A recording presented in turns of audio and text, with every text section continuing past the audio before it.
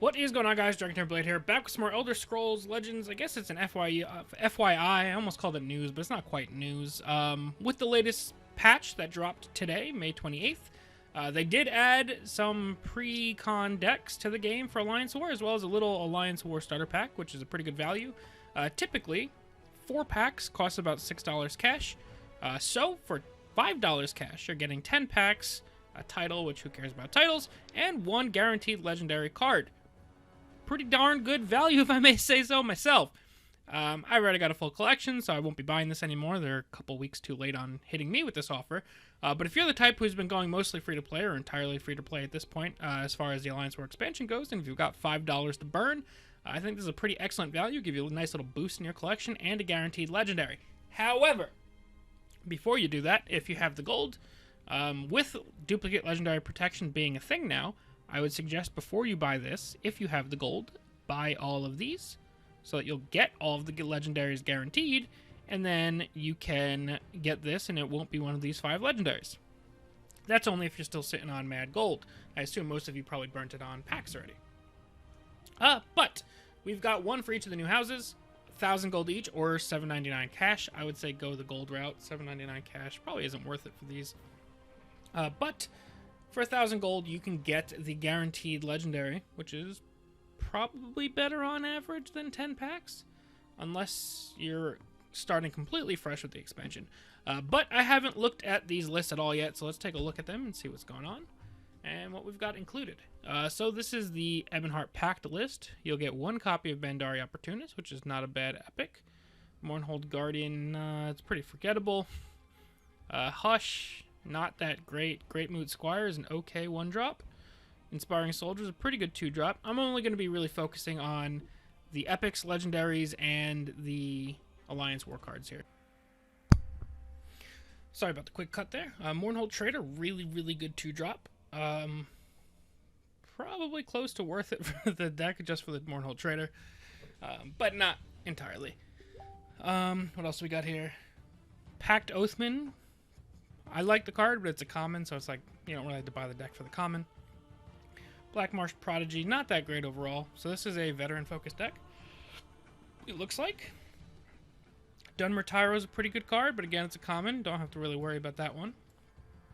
3 copies of Forerunner of the Pact is pretty good. This is a really good card, probably one of the better veteran cards. And you get 3 copies of Shadowscale Hunter as well, which is another pretty good veteran card. Raiding Party and Swift Strike are both good cards as well, so you're doing pretty good, actually. There's a fair amount of good cards in this deck. Venom Tongue doesn't quite fit what this deck is doing, but it's fine. What else we got here? Pleaded Kinnerath is meh. Mournhold Taskmaster, very good card. Probably will be one of the best cards in this list specifically. So epic so far, you're looking at Mournhold Taskmaster, Bandari Opportunist, and Mournhold Trader. And Shadowfen Priest, and Pact Shieldbearer. So we've got 1, 2, 3, 4, and Markarth Bannerman. Alright, so you're getting a fair amount of epics in this, actually. Jarun's Vanguard, not that great. Black Marsh Centurion, not that great. But you are also getting Jarun the Scald King. So you're getting Scald King, Bandari Opportunist, Mournhold Trader, Mournhold Taskmaster, Pact Shieldbearer, Shadowfen Priest, and Markarth Bannerman. Is that a pretty good value? Yeah, it's probably a pretty decent value. But let's take a look at the next one. Alrighty, on to the next one. Daggerfall Covenant. Again, we're going to focus on just the new cards, plus the epics and legendaries. Telekinesis, I don't know why it's showing up here, but Telekinesis is a really, really fun card to play with. Soul Wraith, I don't even think I've played with it all yet. Ornamented Sword and Poison Dagger are both pretty good mobilized cards. Salvage, pretty good in a deck like this, full of items. Daggerfall Phantom works very well in this type, sort of deck. This actually deck looks somewhat competitive, surprisingly enough. Not like get you to legend competitive, but you could probably do somewhat decently with this deck. And it's very similar actually to my budget deck that I put out. Covenant Mail is a pretty good one, as well as Covenant Plate. Actually, I like Covenant Plate better than Covenant Mail. Craven Conscript is an okay card, as is Cruel Axe. Arcane Enchanter is a little slow for this deck, and it's also not a highest quality epic for you to get for other deck lists, but if you're a real big fan of playing items decks, getting an Arcane Enchanter could be really good. Another Sentinel Battle Mace is a very good epic to get. This card is amazing in tons of different decks.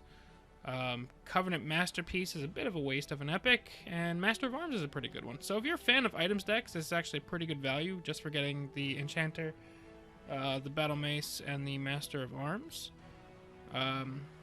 Salvage and Telekinesis are also good as well. Telekinesis is probably better than Salvage, and Emmerich the Covenant King is decent legendary. Not amazing overall, but pretty decent. Now let's take a look at the Empire. Alrighty, Empire time. Let's take a look here. You know the deal. We're going to do it all again.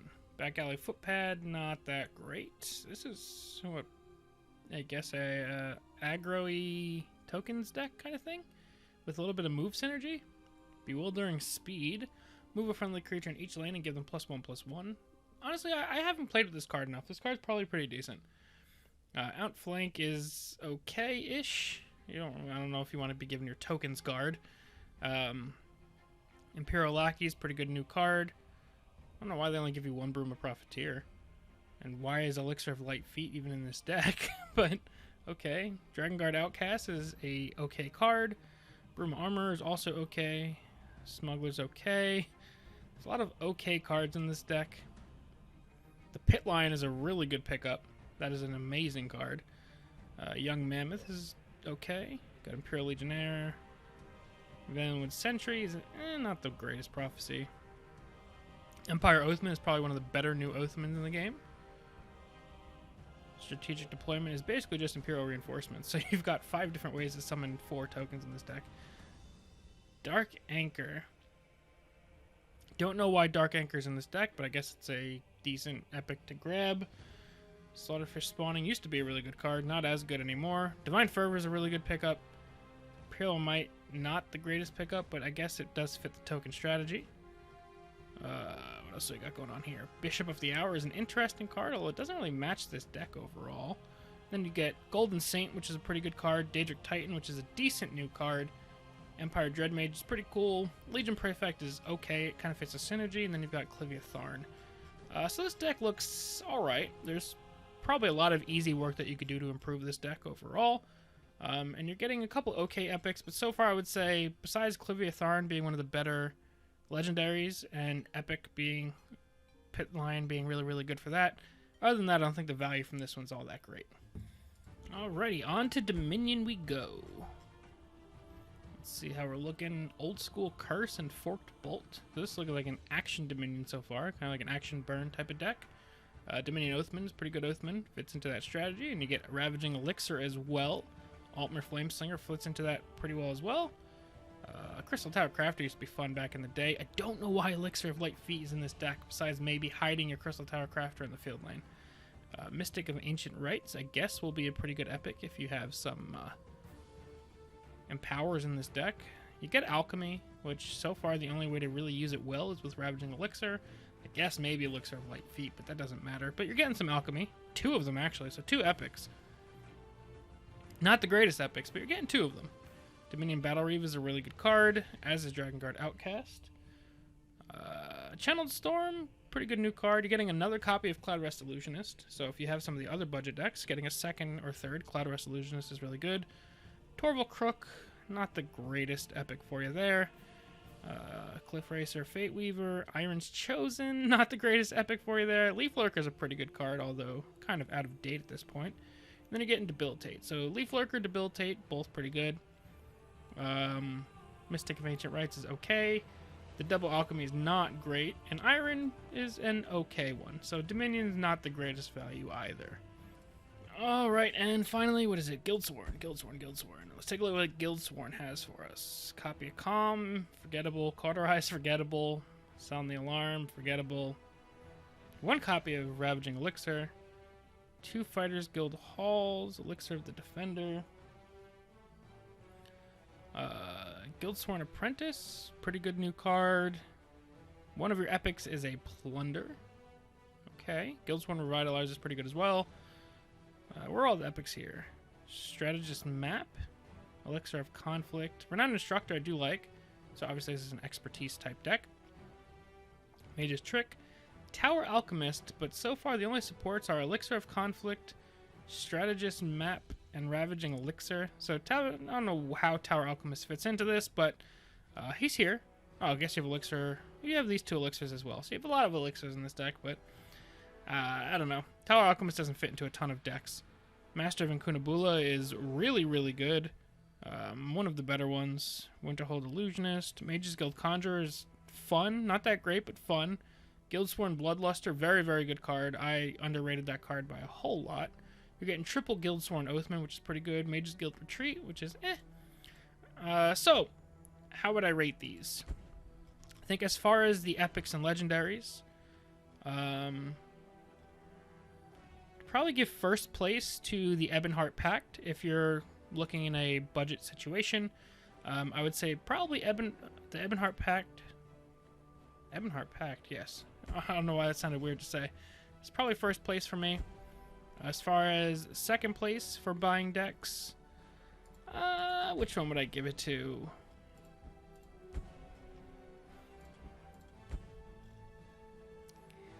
As far as playable in the most types of decks, it's probably... I don't know. Like, there's a pretty steep drop-off, in my opinion, after the Ebonheart Pact deck.